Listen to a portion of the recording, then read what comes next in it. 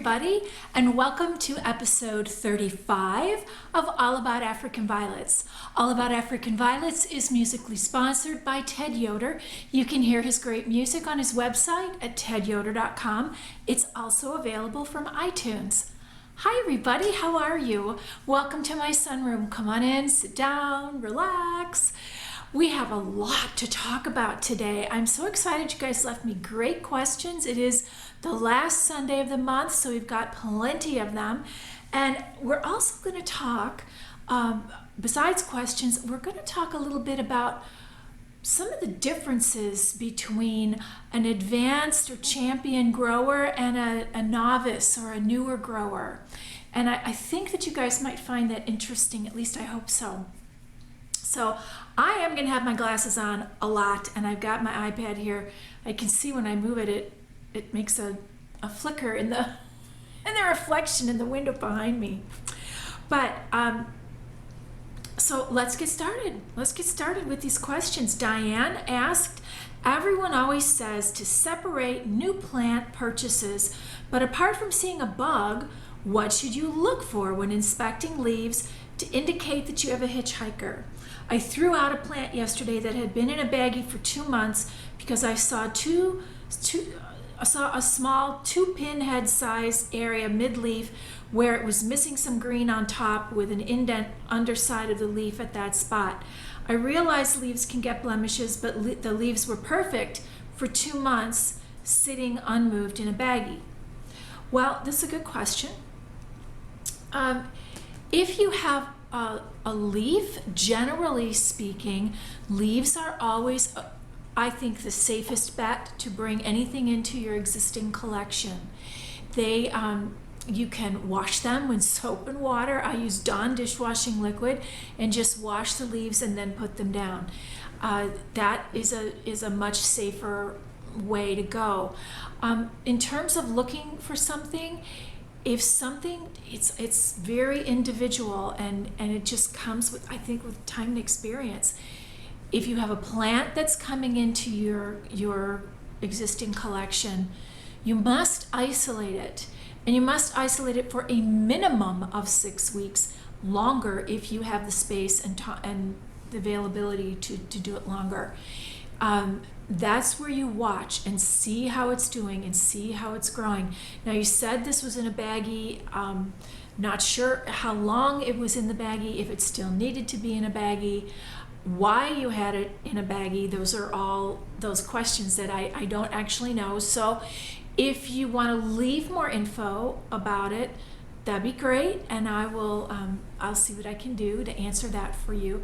But generally speaking, you know, if leaves if they just don't look right, you think it's just not looking like a normal leaf, then probably there's something going on.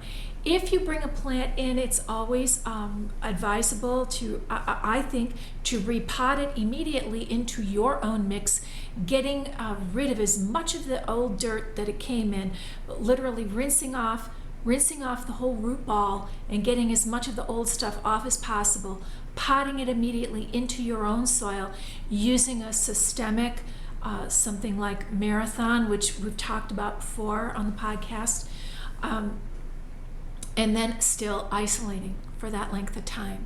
So I hope that helps, Diana. And again, if not, please feel free to ask me for more details, give me a little more info, and I'm happy to see what I can do for you. I gotta get my glasses, hang on. Karina, who is a member of there's an African Violets Anonymous group on Ravelry for any of you guys who are knitters on Ravelry. If you're not a member of the group, please feel free to join. But she left a great question. It was a hybridizing question. She said, I really want to know what happens when you cross a true longifolia leaf with a girl leaf, such as Sinks Blue Heron and Toy Castle. Those are 2 varieties, one of which has a longifolia and one of which is a girl leaf. Or maybe Persian Lullaby. She says, I suspect a naked singularity, but it's more likely to be a very ruffled, elongated leaf or something entirely different. I just don't know. And then I said, well, thinking to myself, neither do I. So I asked Dr. Jeff Smith. And he said, I think you, meaning Karina, says, I think you are entirely on track. I would have expected both traits to manifest as both are dominant. The longifolia trait would probably be shorter in the offspring than in the parent because of the reduction in leaf size usually caused by the girl gene that's of the other leaf. The edges would probably be highly ruffled. I suspect the overall foliage presentation would be a bit of a mess, as both traits, longifolia and girl, tend to produce leaves that grow in every which direction. So, Karina, I hope that helps. I love that you're hybridizing or working on it. That's so exciting. Well, Joy from Malaysia left, she said, hi, Annie, 2 questions for Question Week. First, what is the best way to prepare mail order leaves for propagation? Most leaves I obtain are from overseas, so they usually have been in transit for 5 to 6 days or longer before I receive them. This is a great question, Joy. And I actually have some experience with this. I got some leaves once from overseas, and they took a really long time to get here. And what I have found is when you receive them, it depends on what kind of condition they're in when they arrive. Generally speaking, they're probably a little bit limp and a little bit dull looking. What you can do is wash them in soap and water, like I recommended before, with dishwashing soap and water, and then make a fresh cut with your X-Acto knife on the stem. Don't cut too much of it because you're going to have to make another fresh cut when you eventually put the leaf down. But make a fresh cut on the stem, and then I have some like flat dishes, kind of, but that have an edge, like a almost like a tray, but it's very small. And if you put room temperature, slightly lukewarm, not hot, not cold, water in there, and put the leaf in and let it soak in there for a few hours, overnight even if you need to, and then in the morning it should have firmed back up.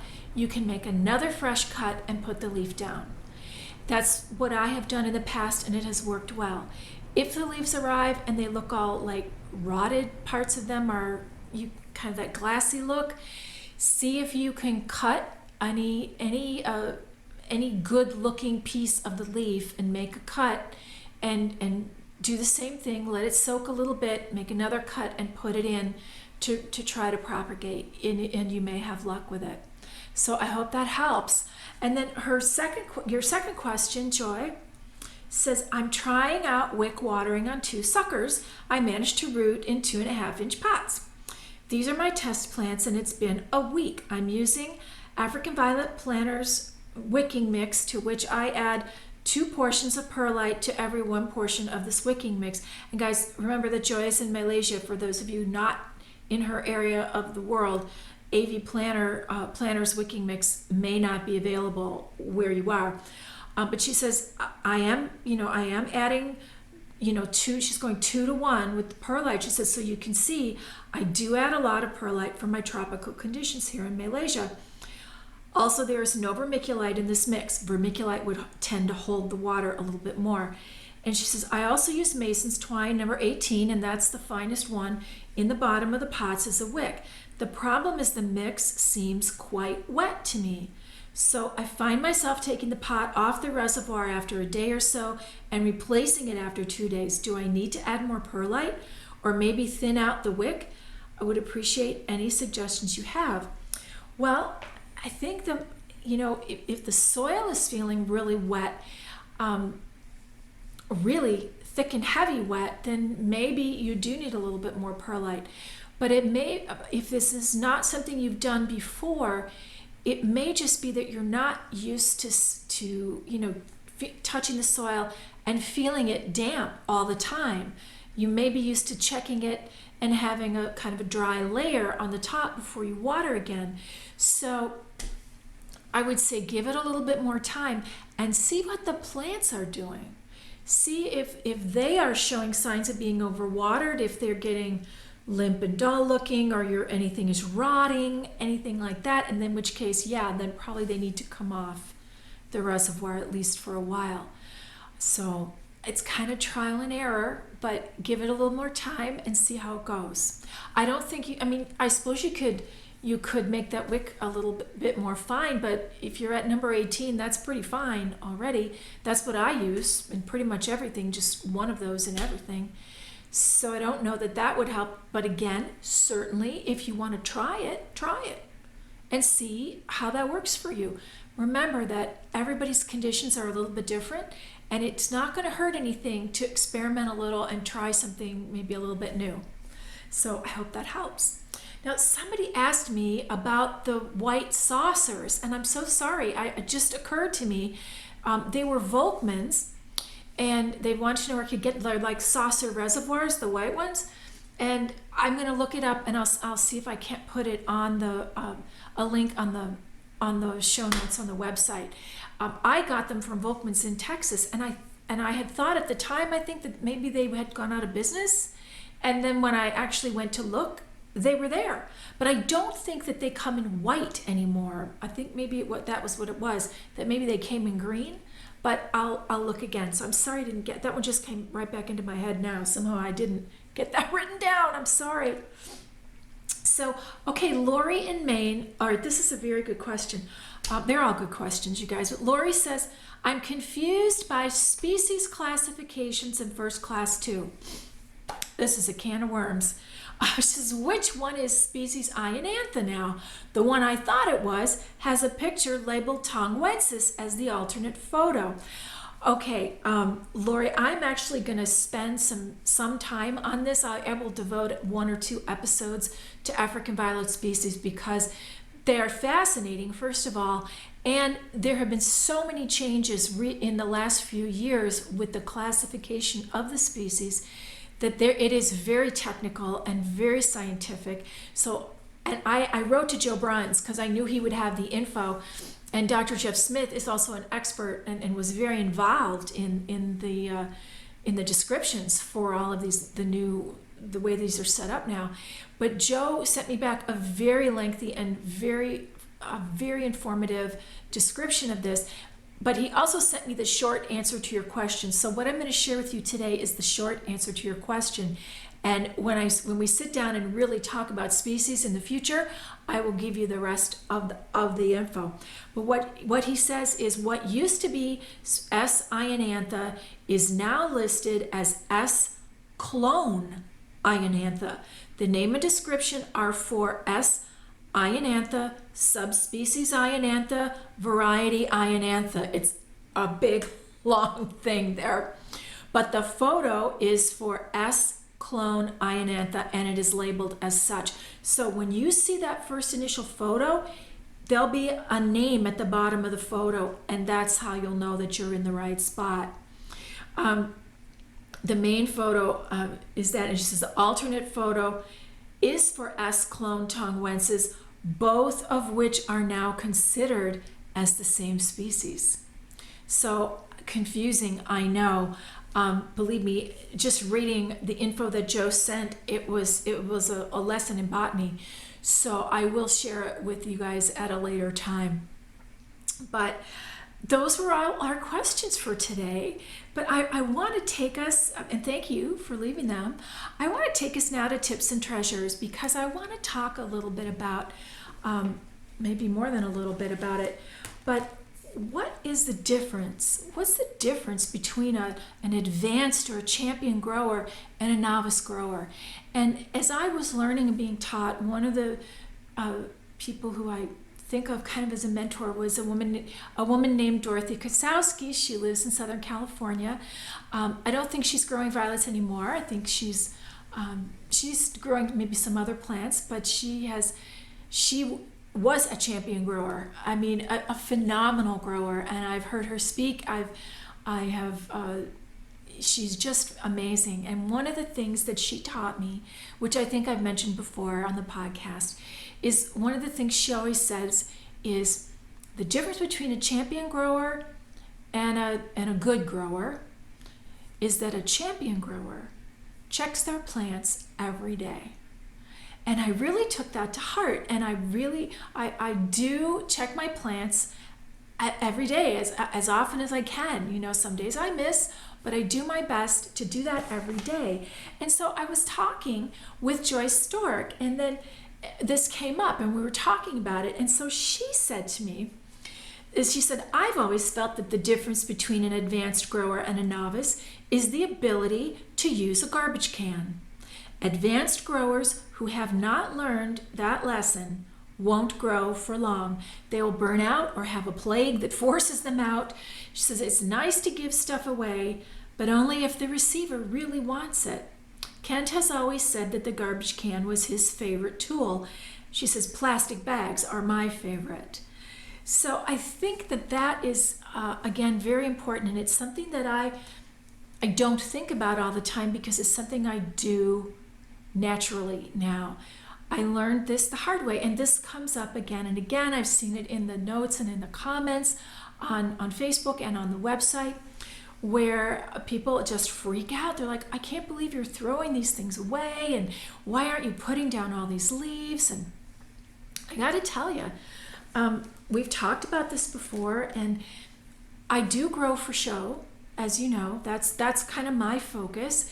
So if something really isn't, if I can tell over a period of time that something really is not shaping up for show, generally speaking, unless it has great sentimental value to me for some reason, I'm not going to give it shelf space. I also have limited shelf space, and I also have limited time. And this is something else I learned early on in my violet growing career, so to speak, is that we all have the same number of hours in our days. Some of us have families, some of us have jobs outside of our homes, and some of us have jobs inside of our homes. We all have a lot to do. I know how much I have to do. I'm away from my home, my commute to work, and then being at work, and then my commute home. They take me away from home about 10 hours a day. So I'm not here. I'm physically somewhere else doing something else. So my amount of time is very limited in in how many plants I can take care of. And I know from my own experience that I can take care probably of about 50 plants. Well, as you know, I have about 75 varieties right now, and many of them I had multiple plants. And that doesn't work for me. It's also the middle of winter. I don't have a local club, and I don't have the time and the wherewithal to care for that many plants. So I've shot some footage for you today, and I shot it this morning, and kind of show you a couple of plants where I had multiple plants, where I make the choice. You know, and if it just pains you too much to throw them away, if you have a compost pile, you can or use them for mulch, you can certainly do that. But for me, it's better to have one great plant than 3 so-so plants, because that means I've got 3 times as many. If I had 3 of every plant, I'd have 3 times as many that I could take care of.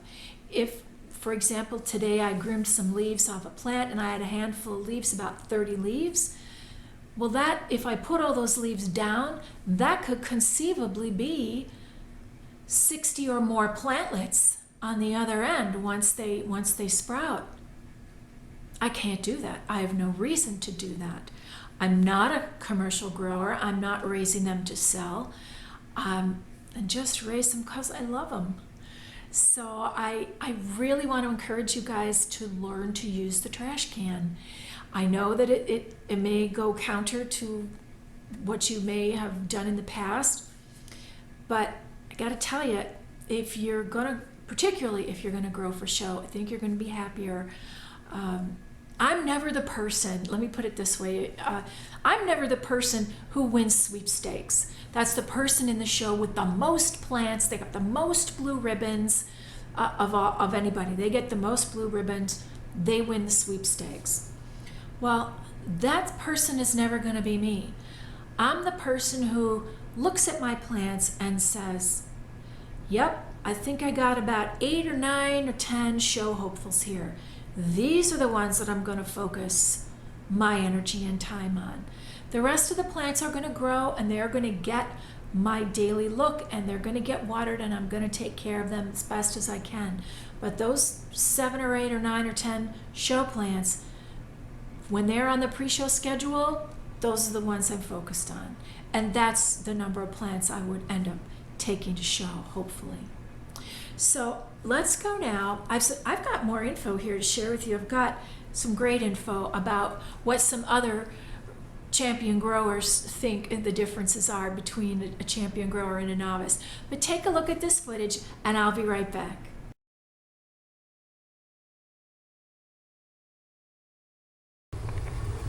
Hi you guys, we're down here in the basement at my potting stand, as I mentioned already and you've just seen. And I've got 2 varieties of plant here that I want to kind of go over some things with you about and how I make the choices that I make. I have 3 plants here. These are all Kent Stork's Powwow, and I only need 1. And so for me, it becomes a choice of which one do I pick. And as you look at these 3, I'm trying to shift them so that you see them kind of all together there. I can see clearly now if I take the small immature leaves off of this one, leaves that I'm not going to need, that one there, this one,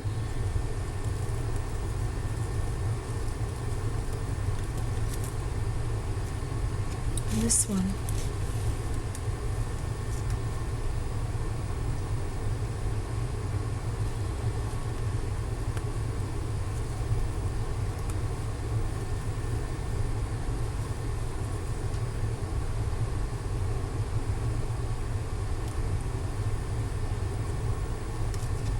So now as we look at these, here we have these leaves. Guys, I'm not keeping these leaves. I gotta go.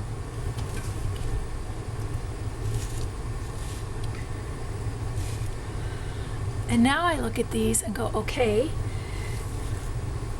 in terms of shape, 1, 2, actually, 2 and 3. So now we look at these 3 and I make my decision of which one I'm going to keep based on this. And they do look somewhat similar, but this one, it doesn't, this one loses, so it's over here. So now we have these 2. And of these 2, this is the one that I'm going to keep. The reason that I'm going to keep it is I like the way that all the leaves look. I like the way it is beginning to variegate. And I like the shape of it. I know it looks very similar to the one next to it, but this is the one that I will keep. And I know we've had this discussion already. I know people are saying, why are you throwing those 2 out? And for me, it comes down to how much time do I have in my day and what can I accomplish in those hours. This is, here we have 3 the same. This is EK Zima Ubeetsia. It's a Russian variety. And now I'm going to do the same thing. I'm going to do a little bit of cleanup. You can see here, these are the older leaves because the newer, more mature growth has, they're very quilted, and these early leaves, not so much. So those are going to go till I really get a good look at the shape. Same with this one. All 3 of these are in bloom. They all appear to me to be blooming true based on the description of First Class 2. This one has a sucker underneath that I will show you.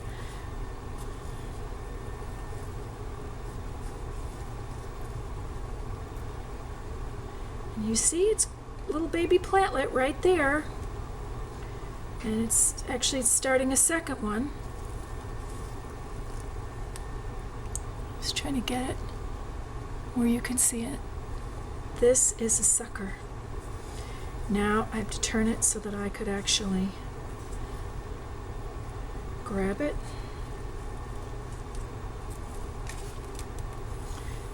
And it has 4 leaves. That is the official definition of a sucker. It has to have at least 4 leaves, and it does. So we don't want those on a single crown plant. And then this one.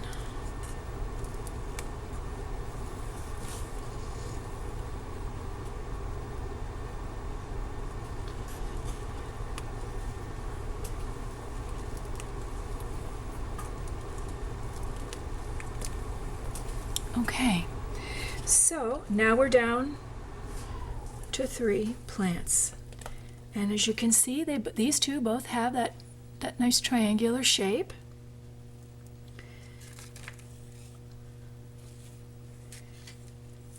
This one, the one with the sucker, not so much. So this one is, and plus this is the one that's suckered, which is leading me to believe it's not as happy. So this one I'm not going to keep. So then it becomes between these two. And I do like the shape on this one, but I very much like the blossom on this one. These aren't quite open yet. And I'm looking, and then they both have that slight amount of haloing, which I believe it was Lori or Karina who left a comment that felt that maybe they might be getting, a little more light than they were hybridized in. I'm going to keep this one. The shape, I'm always going to go with whatever with the foliage. So this one we won't be keeping either. And I know it's hard for you to see this, but I think it's important. And I think that this is one of the things that is a difference between a novice grower and an experienced or champion grower, is when you, as Joyce said, when you know how and when to use the trash can. So we're going to take the blossoms off of this one. It's clear to me that it is going to bloom true based on what I can already see here, and how the other ones looked before the blossoms actually opened up. So here we go. Let me just make sure there are no suckers. Okay.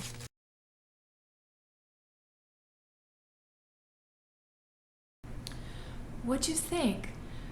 Were you sad? I know it's kind of hard to think, oh my gosh, what's happening? These plants are going out. But it's a choice that I make, and that is how it's really part of how I become a grower. I really encourage you to do this. And I want to share I talked to a couple folks. I talked to Diane Miller in Southern California, and also to Daryl Hoover in Colorado, because they are the two they probably, of the two people who grow the best minis and semis of anybody I know, and boy, they both grow some stunners. And Diane said, I agree with Dorothy that to have really great plants, it can't be a part-time endeavor. I think my 3P principle sums it up best: passion, persistence, and perfectionism. You must be really passionate about what you do to keep at a hobby long term. Over 40 years for me, she's been growing plants for more than 40 years. Persistence in the plant room is paramount, whether it be persistent watering, grooming, fertilizing, or repotting. I am a perfectionist in many aspects of my life, not surprising. That includes my violets. I hold myself to a very high standard, which pushes me to grow the very best plants I can. Striving to be really good at anything requires all three of the above P's, at least in my opinion. That's my 3 cents worth. And then I asked Daryl, and Daryl, he just has this great way of looking at stuff. And he says, "Hi, Annie, interesting question, and not one that I really gave much thought to in the past." He says, "But for what it's worth, I think there are 4 categories of growers. They are the interested grower. This is a person who has been persuaded or encouraged to visit a show or a club meeting to learn more about cultivating African violets as a hobby. It's the role of the advanced and master growers to encourage this grower to evolve into a novice grower." And then he says the novice grower is a former interested grower who has, at least on a small scale, decided to cultivate the hobby. It is important for both the advanced and master grower to mentor these growers. And then he says the advanced grower, this is someone who has decided to devote a meaningful amount of time to the hobby. These are your primary show exhibitors and are generally very active in local, regional, and national shows and activities. They may also claim to know more than they actually do. I might also call this grower the cocky grower. Then he says the champion or master grower. These are the growers who grow because that is what they love to do. While they may still exhibit their plants, this is no longer a huge motivator for them. They are not concerned about awards or accolades. Those have already been received. The master grower is the experience of our craft, the Yoda, if you will. There is no attitude or competitiveness in them. They simply exist to grow their plants and help those who are willing to accept their help. Thank you, Daryl. That's so great. And I apparently I agree with everybody. The other person who I asked about what they thought, the difference was between a champion or advanced grower and a novice grower was Kent Stork, and he said the difference was ribbons. Meaning, rosettes and ribbons that you had oh, never mind. You already get it, right? Well, you guys, I hope that that's helpful for you. I mean, it's hard, it's hard to think, oh, I really want to keep growing this and I'll grow some more and someone will want one and I should save this. But truthfully, if somebody really wants a plant, wants something that you're growing, more than likely a leaf is going to be a better choice anyway for them to bring home rather than bring a plant into their, having to isolate and go through that whole process. So I really think that is, this is a real key thing. Limit your collection. Pauline Bartholomew said it best from the beginning. Limit, I'm going to say it again, limit your collection. Well, it's time to take a look at what's on the stands, and I think that you're going to see some different things. So I'll be right back.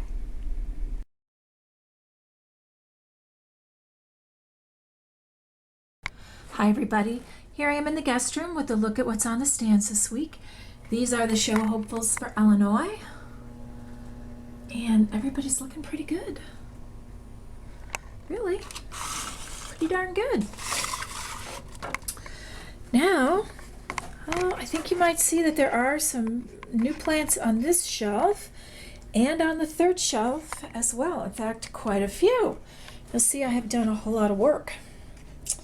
And everything is actually looking pretty good. A few plants from downstairs.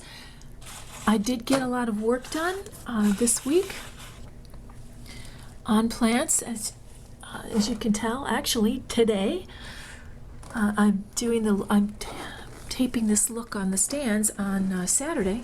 Let me just go around so you can see these guys from this side. And I do see some buds coming on these. Show is getting closer and closer. Here's Fisherman's Paradise. It's looking pretty good. And it's interesting. Wait till you see the one in the basement and you see the difference between that location and this location. think you'll find that to be interesting.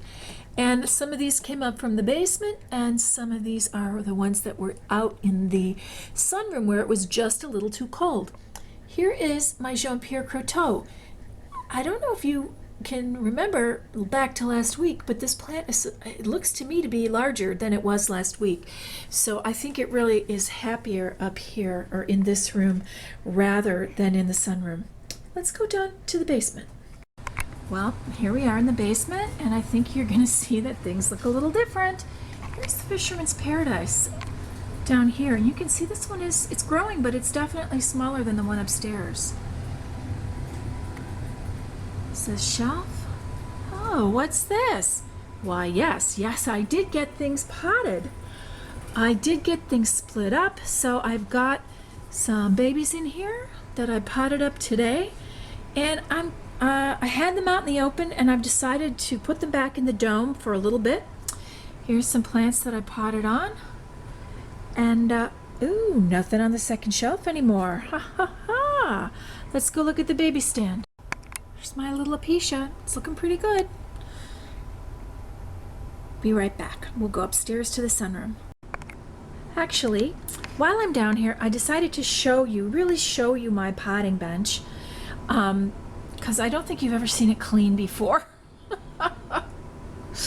And I thought you guys might like to have a look at it. I have an anti-fatigue mat that's a little crooked on the floor there.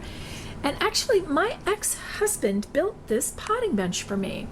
I did all the finish work on it, but he actually built it from a blueprint, that we got on the internet. And I'm sure you can find one similar to this one. This centerpiece comes right out. And actually, I often just take it out, and then this is where I usually have a metal bowl. This is a kitty litter pan. I thought it was so great that I found a lavender one for my, African violet potting bench. Anyway, this just goes right in here, and he had some router thingy that made these nice shapes, and same thing over here. There's the trash. And he did change this up and make it so that it's a left-handed bench. I'm left-handed, so that the trash would be to my left, because I would be working over here and wanting to do something, and then I'd have my dirt here and then the trash here. So it worked really well for me. And 2 shelves full of all kinds of different stuff. Okay, now we'll go up to the sunroom. Here we are. Here's a quick look at these plants that all seem to be very happy here in the cooler temps in this room. Gesneria's all looking pretty good too. Let's take a look at the big box violet. Okay, I just gotta say that I really wish I knew the variety of this plant, because it obviously has the capacity to get very, very large, and this would be a stunner if I knew what it was and I could show it, but I don't. So I will just enjoy it here in the sunroom. Anyway, that's the look at what's on the stands this week. I'll be right back.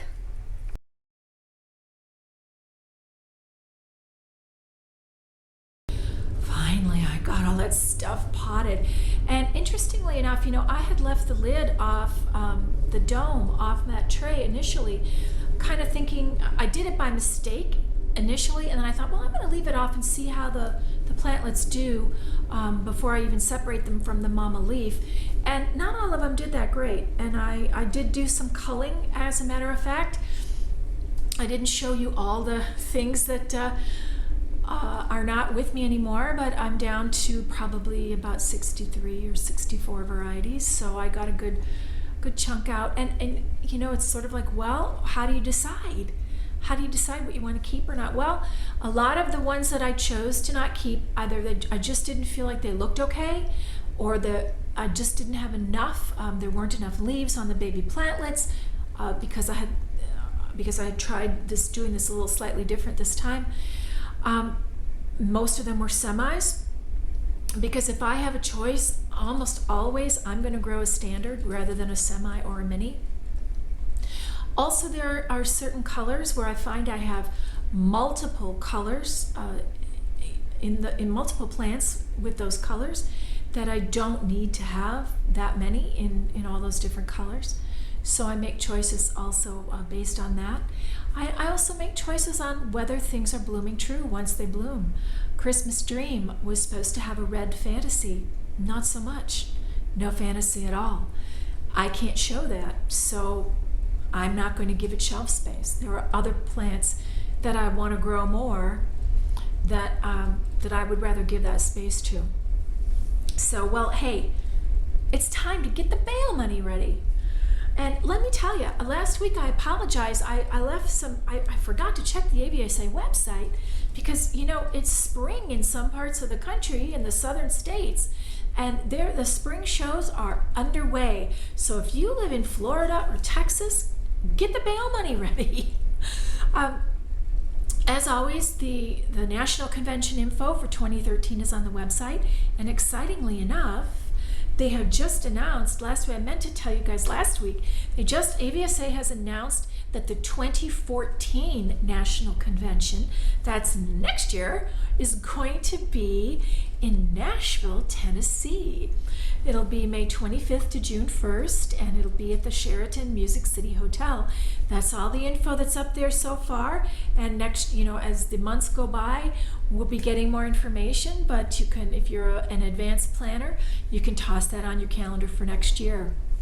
And in the meantime, on Friday and Saturday, March 1st and 2nd in Orlando, Florida, the Central Florida African Violet Society Show and Sale is taking place. And on March 2nd and 3rd in Houston, Texas, oh great, there we go. Sorry, I hit the wrong button on my iPad. March 2nd and 3rd in Houston, Texas is the Spring Branch African Violet Club. They are having their annual spring plant sale on Saturday and Sunday, March 2nd and 3rd.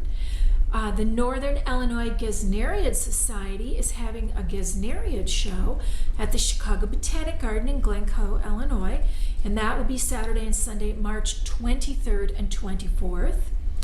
And those are all the coming events that I have this week. And on the pre-show schedule, I'm 5 weeks out. And now I got to tell you, 6 weeks out was last week. Just bud singles for the last time. Check for suckers and wash foliage. That's in Pauline's book. And there's nothing now on the pre-show schedule until 1 week out from show. So I'll let this go now for the next 5 weeks, 4 or 5 weeks. And when we're 1 week out from the Illinois State Show, I'll pick that back up. So now I just let them grow. They've been disbudded for the last week. They're at 16 hours of light on that top shelf. And now we cross our fingers and let them do their thing. Let the plants grow themselves. So thank you for being with me today. I hope that you found this to be informative. This had a lot of information this week. Great questions, you guys. And it's time to keep moving forward. Thank you for the reviews and star ratings on iTunes. That is so helpful. And thank you for coming back every week. Thank you for telling your friends. We had a lot of snow in Chicagoland again this week. I had to snow blow the driveway Friday morning, quite a bit, the big storm that came through the Midwest. But I'm warm and cozy in my home. I'm very grateful for that. And I hope wherever you are warm and cozy as well. I hope your days are filled with all the things you love. Good growing. I'll see you next time.